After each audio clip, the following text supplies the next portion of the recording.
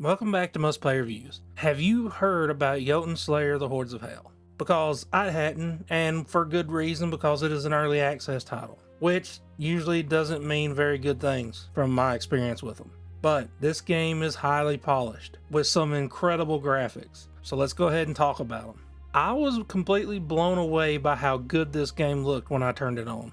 I didn't expect much from it graphically, one reason because it's Unity, which usually not a good thing, and another reason is that it is a Vampire Survivors-like roguelike game. And you usually don't get much from those games. They're usually just either pixelated or a dumbed down 3D version of a PS1 game because they have so much stuff happening on screen at one time. You can't really push a lot of other detail in the world. This game manages to do both, and it is incredible to look at. You have Niflheim, which is covered in snow and ice, Muspelheim, which is a fire level. Jotunheim looks like it's high up in the mountains and wind is blowing really hard at times, and there are these bug creatures all over the place that you're having to fight. Then you have Svartalheim, which is a mine level.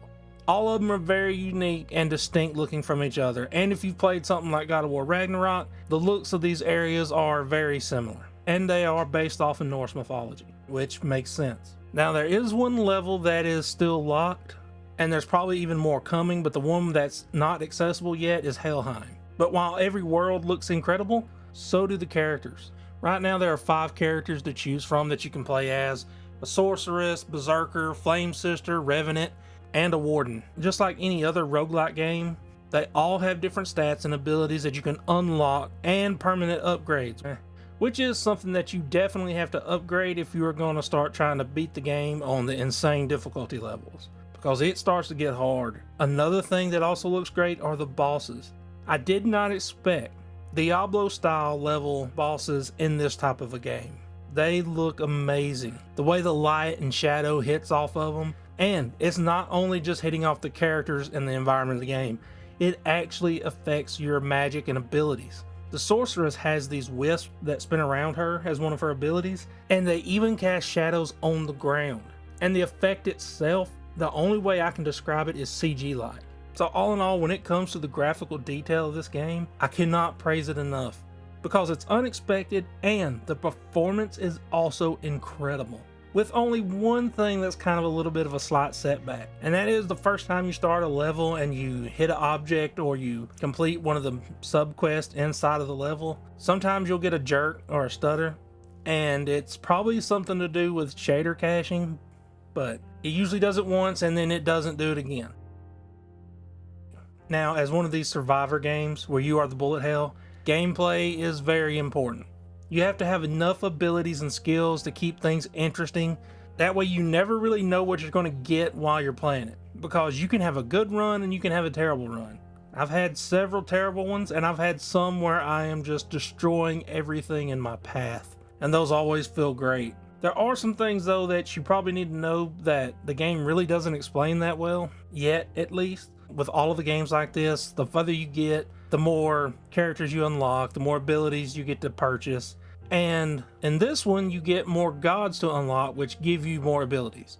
Now, a lot of the permanent upgrades in this game are tied to the gods, and you have to spend your skill points on them to get those big bonuses, like extra XP, better collection range, so you can pick up the XP and gold from further away. And the way the gold works is converted down into skill points. Now, before this update, you had to do the conversion yourself just by spending them to buy the skill points.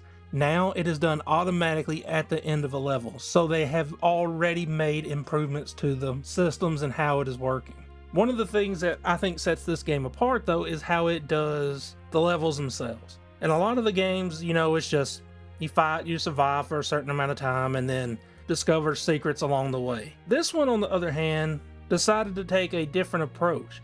You get through the entirety of your run these little side quests that pop up for you to do, which earns you more gold so you can buy skill upgrades. And completing these quests can be either difficult or sometimes easier, and you get a choice between certain ones. The hardest ones though are the ones that are the environment based ones, and once you go into those little sub-quests, the difficulty ramps up a lot, with constant fire coming at you and just having to dodge and stay on the move the entire time. But that is what makes these games so much fun.